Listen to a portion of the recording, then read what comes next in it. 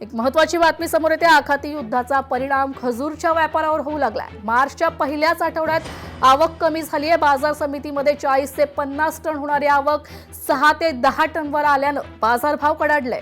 त्यामुळे किमतीत देखील वाढ झाली। रमजानमध्ये खजूरला मोठी मागणी असते, तर फेब्रुवारीत आखातातून बाजार समिती दररोज 40 ते 50 टन खजूरची आवक सुरू होती। 23 ते 28 फेब्रुवारी या 8 दिवसात 187 टन आवक झाली। मात्र युद्ध सुरू झाल्यानं 1 ते 8 मार्च दरम्यान 119 टन आवक झालेली आहे।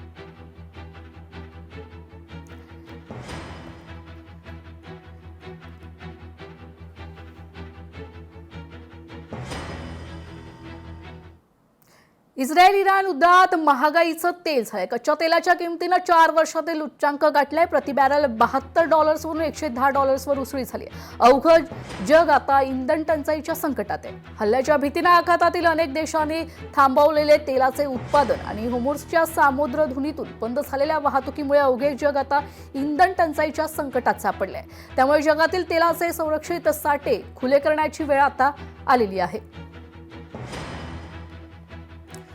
आखातातील युद्धामुळे चर्चेत असलेली होर्मुझची सामुद्रधुनी ही केवळ तेल वाहतुकीसाठीच नव्हे, तर डिजिटल पायाभूत सुविधांसाठी व डेटा वाहनांच्या दृष्टीनेही अत्यंत महत्त्वाची आहे। या सागरी मार्गाच्या तळाशी इंटरनेट डेटाचे वहन करणाऱ्या फायबर ऑप्टिक केबल्सचे प्रचंड मोठं जाळं आहे। त्यामुळे होर्मुझ सामुद्रधुनीच्या परिसरात युद्ध चिघळल्यास भारतासह अनेक देशातील इंटरनेट ठप्प होण्याची शक्यता आहे। तर मध्य पूर्वेतील सुरू असलेल्या युद्धाच्या सुरुवातीला इराणमधील एका शाळेवर झालेला हल्ला हा इराणनेच केल्याचा आरोप अमेरिकेचे राष्ट्राध्यक्ष डोनाल्ड ट्रम्प यांनी केला होता। पण नव्या पुराव्यांमुळे ट्रम्प संशयाच्या भोवऱ्यात आता सापडले। आंतरराष्ट्रीय तपास संस्था बेलिकॅटने प्रसिद्ध केलेल्या व्हिडिओतून हा हल्ला अमेरिकेकडून झाल्याचं म्हटलंय। 28 फेब्रुवारी रोजी इराणच्या दक्षिणेकडील शाळेवर झालेल्या या हल्ल्यात 165 हून अधिक जण ठार झाले होते। या मोठ्या संख्येत विद्यार्थी समावेश होते।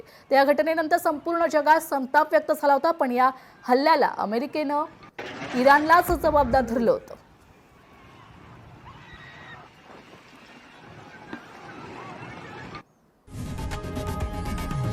लोकशाही मराठी ऐका, पहा, जागरूक रहा।